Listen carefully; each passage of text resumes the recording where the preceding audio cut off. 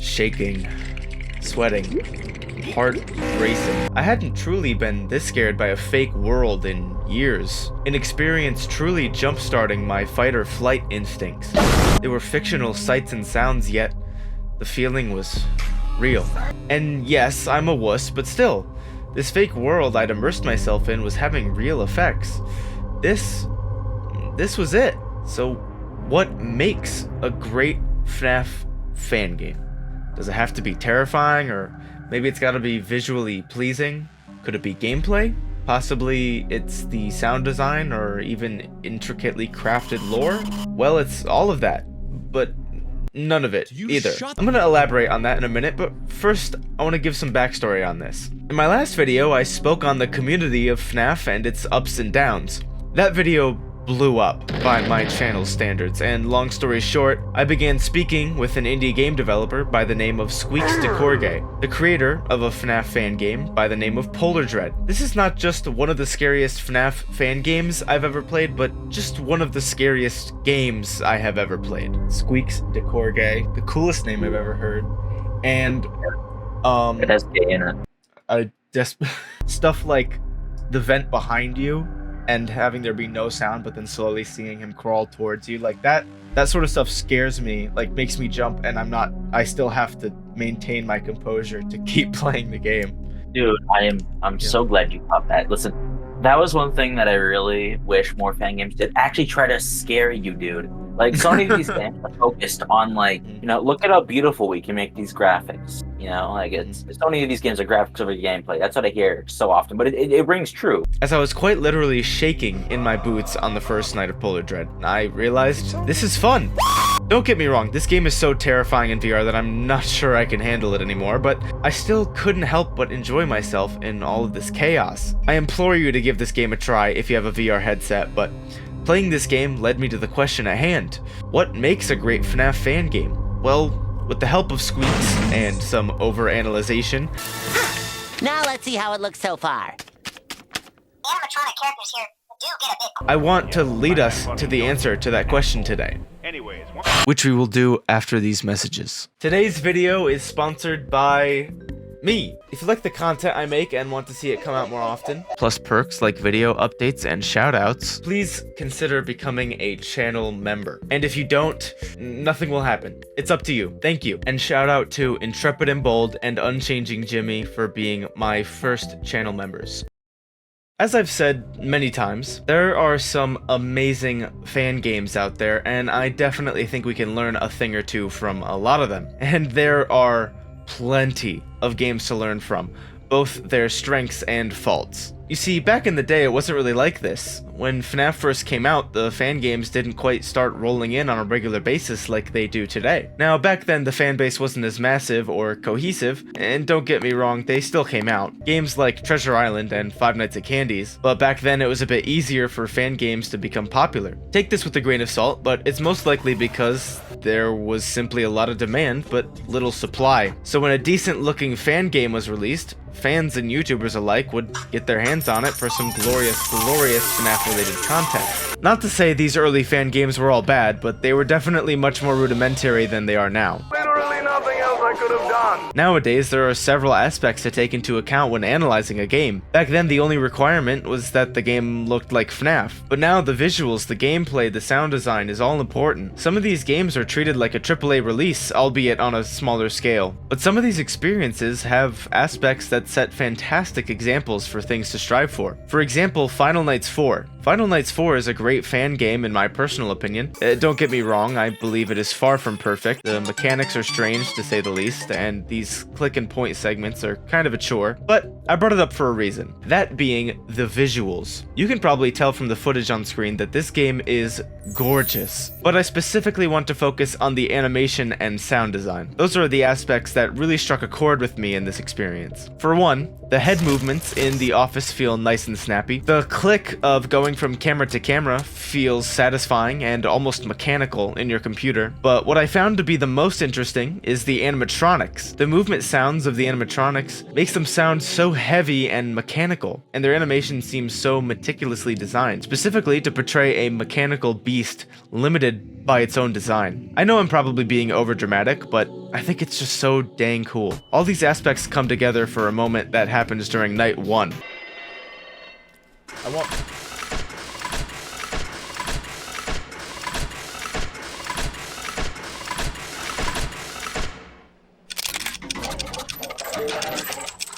A tense and spooky staring contest with Spring Bonnie.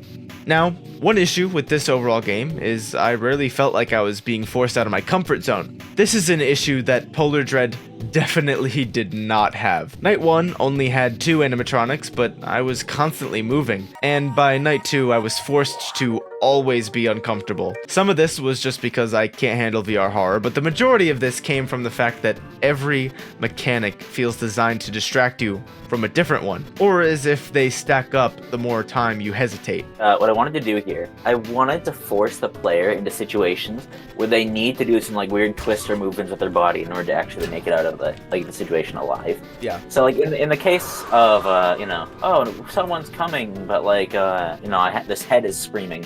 You have to decide, like, do I want to throw first and then duck? Do I want to duck under the table and then throw it from underneath? Like, there's so many different options, right? Yeah, that's part of why I love using VR so much. Yeah. Another example of this comes from the game Taiken Sons. The main location, or quote-unquote office, that your character is in already has 3 areas you have to check on, and your flashlight battery is extremely strict. The only way to restore your flashlight battery is to run all the way up to a different floor and grab your batteries. Which, while you do, animatronics could be stacking up in the main area.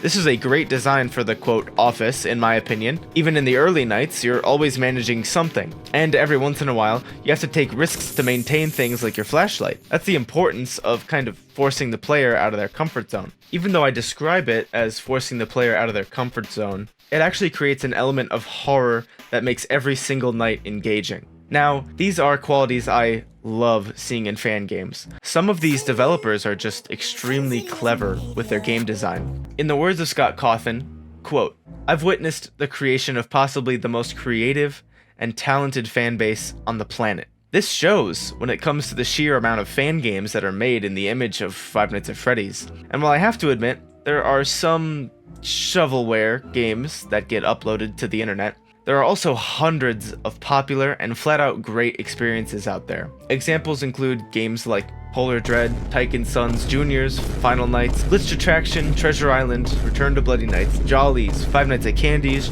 and Joy of Creation. Of course, the list goes on. So, what is it that these games have that the rest don't? Well, maybe they just have AAA studio graphics and they're more attractive because of it.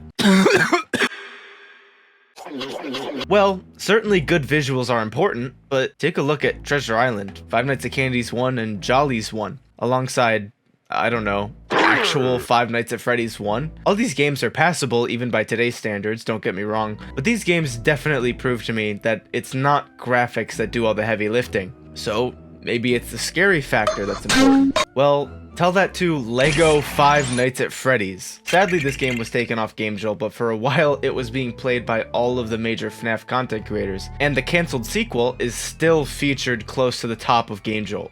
I'd keep going through different examples, but long story short, it seems like all the most popular FNAF fan games do something different. That's exactly the point. During my interview with Squeaks, I asked them the titular question in the title of this video. What do you think it takes to make a good or scary FNAF fan game? Or fan game in general? I mentioned this earlier, but like, honest to God, just experiment, please. That's like as much as I want from people. I want people to keep trying new mechanics and stuff. Like, again, that's part of the reason I like Percy's, and I know that the gameplay in Juniors did kind of fall flat, but I can infinitely respect the fact that they were going out of their way to experiment with it. That's what I love. Like, so many of these games nowadays will fall into the same mechanics over and over again, and they don't really have their own interesting kind of thing to set them aside. So, that answers the question, right? Just experiment, and you'll be fine. Okay, see you in the next video. Okay, I'm kidding. Clearly there's more. What inspired you to make Polar Dread in the first place? Spite, like absolutely spite. When I first played FNAF Help Wanted, I was so excited, right? 'Cause I was a huge VR fan, huge FNAF fan. I opened it up and I was like, oh, dude, this is gonna be so good. I looked down at my hand and I squeezed the grip buttons and I realized, like, wait, it doesn't even do anything. I have to squeeze the trigger to grab things, right? The entire game which I found out later when I actually started using Unreal for the first time in 2019. It literally is like 1-to-1 the blueprint sample of VR that you get when you boot up older versions of Unreal Engine. Yeah, a lot of Help Wanted in general, I feel like, isn't very. It doesn't use VR to its full extent, right? Like, I love the levels where you're repairing the characters. You have to get up close to them. That's actually using VR in a good way, I feel. But with a lot of, FNAF 1 through 3, for instance, you could take that, put it on flat screen, it would not make a difference. And I know this because they did that. They put it on flat screen. And it was just, like a lot of that scariness doesn't really translate into VR because you're not doing much aside from pushing the buttons with your real hands. That's all the game really was, just pushing buttons, There are thousands and thousands of FNAF fan games. So the lucky few that get lots of positive attention usually have a factor that makes them special. Polar Dredge factor is its fantastic use of its medium. It's just heard in the clip. The reason for Polar Dredge's creation is Squeaks' disappointment with Help Wanted. Polar Dredge would not be nearly as interesting without being in VR. Sure, it would probably still be good, but every mechanic was crafted explicitly with the thought of being in VR in mind. For example, the characters on the wall will make noise, attracting one of the other animatronics on the map. The only way to silence them is to pick up an item from the room and throw it at them. I personally think this is so clever, not to mention the fact that the time and power are both displayed on your wrist, which is another great use of the VR gameplay. Now, this isn't to say a game is going to be good just because you do some things new. I mean, look at The Joy of Creation Reborn. This game exploded for being pretty much the first major 3D FNAF experience, and even though it's fairly scary, it's simply a boring fetch quest with a single obstacle. Still better than Hello Neighbor though. The game isn't good, but it essentially combined Five Nights at Freddy's with Slender the 8 Pages.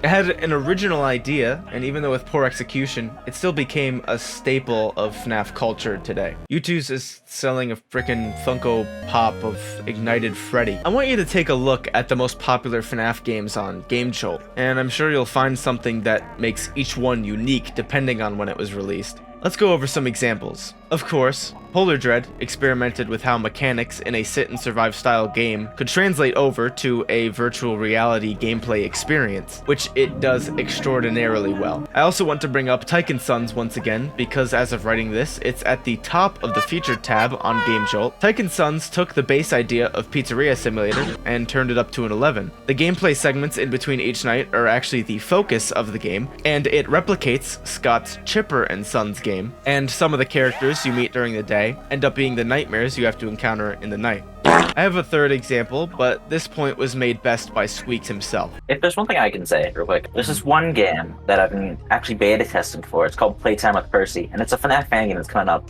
It has a really unique style. It's like what Flumpy's did, where it's like a very unique look to it, where it's all hand-drawn. But the biggest appeal to the game to me, even past that, the gameplay is really unique, and it does something I wish more games did. It experiments, right? So the entire premise of the game, you have a little Tamagotchi toy, and in order to beat the night, you actually have to do a set amount of tasks on the toy to proceed. And I always thought that was really cool. I love task-based games in general, but I think Percy especially did it really well, and has a unique style to cap it off as well. Percy's is great. Whenever it comes out, I really hope people look into it.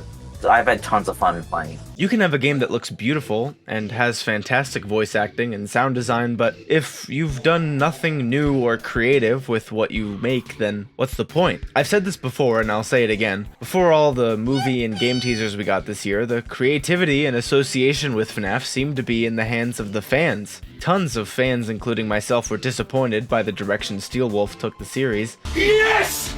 Hell yeah! Please get out of the way. What? Regardless of the series itself being dissatisfactory, tons of amazing fan content has come out of it. So, if you yourself are looking to make your own fan game, I implore you to tap into your creative side and have fun with it. Seeing the passion and talent from people like Squeaks is why I love this community. Speaking of Squeaks, I want to take a second to thank him personally for all of his help with this video. So thank you to Squeaks for making an awesome and pants-pissing scary fan game, and for helping make this video possible. Hey, everyone! I need your help. Squeaks is currently working on a game called Shipwrecked 64. It's not been released yet, but he let me give it a try, and I can say from experience, it's gonna be an awesome and very spooky experience. I highly encourage you to wishlist it. I also want to thank you guys. My last video did absolutely ridiculous numbers by my channel standards, and I'm now at over 2,000 subscribers. So, thank you from the bottom of my heart. In that video, I jokingly mentioned that if I had a video hit 200,000 views, then I would consider my YouTube career a success. And the video I said that in is almost at that goal, which is insane. I promise I'll be making content much more like that moving forward. But at any rate, thank you so much for watching.